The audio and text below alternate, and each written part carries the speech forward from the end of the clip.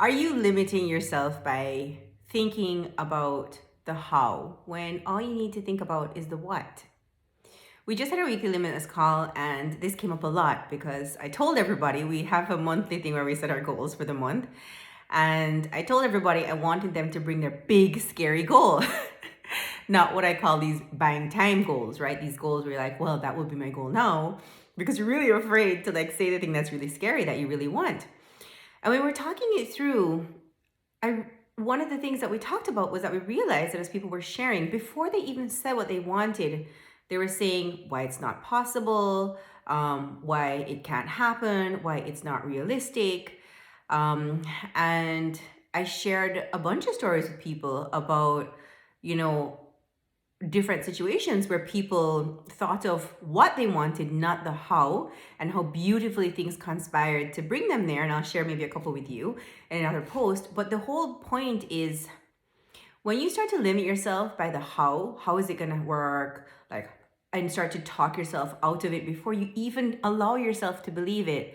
Like, how are you ever going to bring that into your life? It is the most limiting thing possible to do to yourself, right? But if you instead remove those things, do it like a thought experiment, just say, I'm just going to, for now, just remove those things and think, what would I ideally want? And even if you don't know specifically what that is, start to list out the things that it would be like, right? To help you get closer to that. And then the beautiful thing about this is when you do that, the clarity that you have allows you to then start to move towards specific things in your life. And it allows the universe to align to present you with the things that will help you get there. And before you know it, you're just like, this is insane that this is happening. And I didn't even think it was possible. One of the examples I shared was 4 years ago when we were living in New York and we had Liam. I knew that New York wasn't where we wanted to live long term, but I had no idea where I wanted to live. And we knew we couldn't move to Jamaica. We couldn't move to Norway. My husband's from Norway and I'm from Jamaica. But we didn't know where in the US we wanted to live. And I was feeling frustrated because I was, and this is what happens, right? You're in a place that you know you don't want to be, but you don't know where it is that you want to be. You don't know how to make that happen. So it's very frustrating.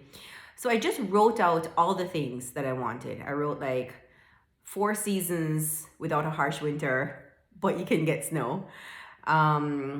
Family, which felt impossible. I mean, that felt impossible, 4 seasons without the harsh winter. Family felt impossible because we don't have any family in the US. Our family's in Jamaica and Norway. Somewhere that has a lot of nature, has great values. And shortly after that, I was invited to a yoga retreat in Lake Tahoe. And I went there and I just energetically fell in love with the place. And a friend made a joke about the fact that I should end up here. And it planted that seed. But I was like, how is that possible? Lassie would never be able to work remotely. He's so tied to New York. And I just like really held on to this thing that I wanted in my life about where to live and have a family. And then, the pandemic hit and Lassie could work remote and we tried Miami and it wasn't for us. It didn't have those things. And then at the same time, my cousin, who is just like my sister, ended up moving to El Dorado Hills, which is a town about an hour from Lake Tahoe. And so we were talking, we realized it had all those things on the list. So we came out here in February and we started looking for a house in 2 weeks because it was just exactly what we've been looking for like 4 years. And so, and I mean, it's amazing now. Like, our children are like best friends, and it's like I have my sister here, and it's 4 seasons. We get spring, we get fall, we get winter, but winter is not cold. But we drive an hour up, and there's covered in snow. So every Sunday we go skiing. But if I was to have limited myself, right, when I was thinking of where I wanted to be by saying there's nowhere that would have those things, I would still be in New York right now, frustrated. So all this to say, like, really, don't worry about the how. All you need to worry about is the what. What is it that you want to bring into your life?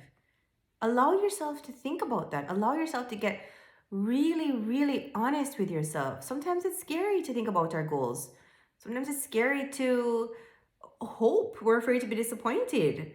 But that is the only way that we're going to have those things that we truly want in our lives. And what do you prefer? To hide away this desire within you and um keep these blinders on, chugging away, but you feel it there, wanting to connect with you, wanting to come out, or to bring it out and to find a relationship with it that feels at ease with you, and to find a way to move past those limiting beliefs that get that thing in your life. And the really great part about this is that the best thing is not just that you get that thing in your life, which is phenomenal. The thing is that there's so much growth that happens in the process of getting that thing. You limiting beliefs come up that you realize aren't true. It pushes you to grow in different ways.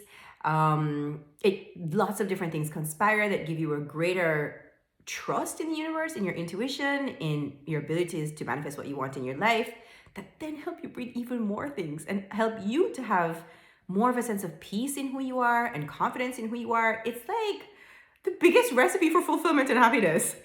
So, to recap, don't worry about the how. Just worry about the what. What is it that you want? So I'm going to be doing a workshop in the first week in April to really help people with this, because I feel like people are sitting there with this thing in their chest, this thing that they know that they want. I mean, it makes me sad to think about it, but they're not really able to build a relationship with that thing that they want in a way that energizes them to make it happen. And it's completely understandable. It happens to me, it happens to my clients, it happens to everybody. Like, we are stuck in a set of habits, we're stuck in a momentum that is preventing us from getting that. And it can feel impossible. But just like I just shared, impossible is relative. And I would really love for you to not be limited by this fake impossible thing.